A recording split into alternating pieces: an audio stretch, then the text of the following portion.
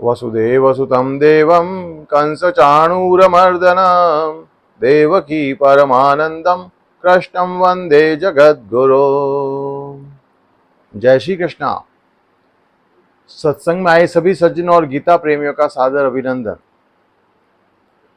जैसा कि मैंने आपको पहले भी बताया था, श्रीमद् भगवद गीता भगवान श्री कृष्ण के मुखारविंद से निकली हुई परम अमर वाणी है।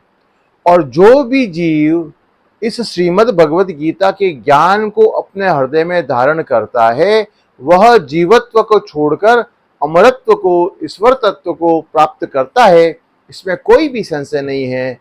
ऐसा मेरे गुरुदेव भगवान स्वामी श्री हरिहर जी महाराज प्रतिदिन हमें कहा करते थे। तो सज्जनों, आज से हम श्रीमद् भगवद गीता के 18 अध्यायों के ऊपर एक श्रृंखला चालू करने जा रहे हैं, जिसमें मैं आपको हर एक अध्याय के बारे में थोड़ा जानने की कोशिश करेंगे। गीता में टोटल 18 अध्याय है और टोटल 700 श्लोक है। गीता के 18 अध्यायों के बारे में मैंने आपको पहले ही बता दिया था कि उनके 18 अध्यायों के क्या क्या नाम है और टोटल 700 श्लोक है। अब आज हम श्रीमद् भगवद गीता के प्रथम अध्याय के बारे में गुरुदेव की कृपा से थोड़ा सा जानने की कोशिश करेंगे और आपके साथ उसका थोड़ा सा विवेचन करेंगे। देखें, श्रीमद् भगवद गीता जो है, इसका प्रादुर्भाव कहां पर हुआ? कुरुक्षेत्र के अंदर, युद्ध के मैदान के अंदर। जब पांडवों और कौरवों की सेनाएं आपस में एक दूसरे के सामने हो गई महाभारत के युद्ध के लिए, तो उस समय अर्जुन जब शोकाकुल हो गया तो उसने भगवान श्री कृष्ण से उहापोह की स्थिति में ये प्रश्न किया कि मुझे क्या करना चाहिए। और उस समय जो भगवान श्री कृष्ण ने अर्जुन को उपदेश दिया, ज्ञान दिया, वह गीता का उपदेश है। तो गीता का उपदेश प्रारंभ हुआ, उसके पहले मैं आपको थोड़ा सा पीछे ले जाना चाहूंगा कि यह हुआ कैसे। पांडव और कौरव आपस में चचेरे भाई थे, यानी पांडवों के पिताजी पांडु और कौरवों के पिताजी धृतराष्ट्र, ये दोनों आपस में सगे भाई थे। तो कैसे इन दोनों के बीच में युद्ध होना अनिवार्य सा हो गया, इसके बारे में हम थोड़ा सा जानने की कोशिश करेंगे। देखें, युधिष्ठिर को जुआ खेलने का शौक था, तो दुर्योधन ने युधिष्ठिर को जुआ खेलने के लिए बुलाया। जब प्रथम बार जुआ खेलने के लिए बुलाया, उस समय युधिष्ठिर जुए में हार गए थे, अपने आप को भी हार गए थे और द्रौपदी को भी हार गए थे। फिर द्रौपदी का चीरहरण हुआ, वो प्रसंग आप सबको मालूम ही है, और कैसे भगवान ने द्रौपदी की सहायता रखी। फिर धृतराष्ट्र ने उन सबको वापस आजाद कर दिया, बोला नहीं, इस बंधन से तुम मुक्त हो। जब दूसरी बार दुर्योधन ने वापस उनको जुआ खेलने के लिए बुलाया, उस समय क्या शर्त रखी गई थी कि जुए के अंदर जो हार जाएगा उसको 12 वर्ष का वनवास और 1 वर्ष का अज्ञातवास लेना होगा।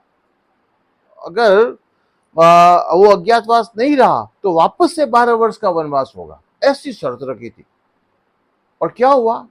युधिष्ठिर, पांडव जो थे वो जुए में हार गए, तो शर्त के अनुसार अब उनको 12 वर्ष का वनवास और 1 वर्ष का अज्ञातवास झेलना पड़ा। इस तरीके से जब 13 वर्ष कंप्लीट हो गए, समाप्त हो गए, तो पांडव वापस आए। शर्त के अनुसार क्या था कि अगर 13 वर्ष का जो वनवास है वो जब भुगत लेंगे पांडव, तो उसके बाद में वापस पांडवों को पांडवों का राज्य वापस दे दिया जाएगा। पर ऐसा नहीं हुआ। दुर्योधन शर्त के अनुसार राज्य देने से उसने इनकार कर दिया और कहा, नहीं, मैं सुई की नोक के बराबर भी जमीन नहीं दूंगा। भगवान श्री कृष्ण भी कौरवों के पास गए थे, दुर्योधन के पास गए थे कि देखो, शर्त के अनुसार तुम पांडवों का राज्य वापस दे दो। भगवान श्री कृष्ण ने कहा कि तुम दे दो, केवल 5 ग्राम रखो अपनी धरती तमाम। यानी अगर तुम उनको राज्य वापस नहीं दे तो छोटे छोटे 5 ग्राम दे दो पांडवों को। तुम दे दो, केवल 5 ग्राम रखो अपनी धरती तमाम। दुर्योधन वह भी दे न सका, आशीष समाज की ले न सका। उल्टे हरि को बांधने चला, जो था असाध्य उसे साधने चला। उसने क्या कहा, मैं श्री कृष्ण को ही बांध देता हूं, मैं तो सुई की नोक के बराबर भी जमीन नहीं दूंगा, ऐसा दुर्योधन ने कहा, है ना। इसी कविता में पहले क्या लिखा था, मेहंदी जब सहती है प्रहार बनती ललनाओं का श्रृंगार, जब फूल पिरोए जाते हैं उनको गले लगाते हैं, वर्षों तक वन में घूम घूम बाधा विघ्नों को चूम चूम पांडव आए कुछ और निकर, है न्याय अगर तो आधा दो, पर इसमें भी यदि बाधा हो तो दे दो केवल 5 ग्राम, रखो अपनी धरती तमाम। है न्याय अगर तो आधा दो, यानी जो भी पूरा राज्य है उसमें से आधा पांडवों का है और आधा कौरवों का है, तो हमको हमारा राज्य वापस दे दो। है न्याय अगर तो आधा दो, पर इसमें भी यदि बाधा हो तो दे दो केवल 5 ग्राम, रखो अपनी धरती तमाम। अगर अगर पूरा राज्य हमें नहीं दे सकते हो, पांडवों ने क्या कहा, तो दे दो केवल 5 ग्राम। तो दुर्योधन क्या हुआ, मुकर गया, उसने मना कर दिया कि मैं सुई की नोक के बराबर भी जमीन नहीं दूंगा। तब तो युद्ध अवश्य हो गया। तो फिर महाभारत का युद्ध हुआ, तो फिर पांडवों की सेना एकत्रित हुई एक तरफ, कौरवों की सेना हुई एक तरफ।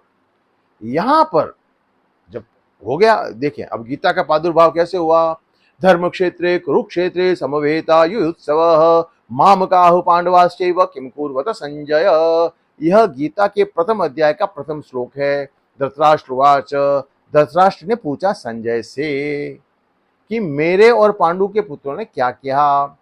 संजय को वेदव्यास जी ने दिव्य दृष्टि दे दी थी, तो वो वहां पर बैठे बैठे युद्ध का सारा हाल देख सकता था। तो संजय ने धृतराष्ट्र को युद्ध का सारा हाल सुनाया था। वेदव्यास जी ने धृतराष्ट्र को कहा था कि मैं तुमको दिव्य दृष्टि दे देता हूं, तो धृतराष्ट्र ने कहा नहीं, मैं तो जन्मांध हूं, अब बुढ़ापे में मैं मेरी आंखों से मेरे बच्चों का लड़ना मैं क्यों देखूं। तो उसने कहा मेरे को दिव्य दृष्टि नहीं दो, आप मेरा मंत्री है यह संजय, इसको आप दिव्य दृष्टि दे दो, तो यह मेरे को युद्ध का सारा हाल सुना देगा।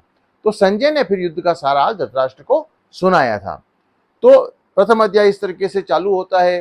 फिर प्रथम अध्याय में क्या होता है कि भगवान श्री कृष्ण अर्जुन के सारथी होते हैं। तो अर्जुन क्या कहता है भगवान श्री कृष्ण को, रथम स्थापय में अच्युत, हे अच्युत मेरा रथ दोनों सेनाओं के बीच में ले जाकर खड़ा करो, ताकि मैं देख सकूं कि मेरे साथ युद्ध करने कौन कौन आए हैं। तो भगवान ने क्या कहा कि ठीक है, मैं तुम्हारा रथ दोनों सेनाओं के बीच में ले जाकर के खड़ा कर देता हूं और तुम देखो।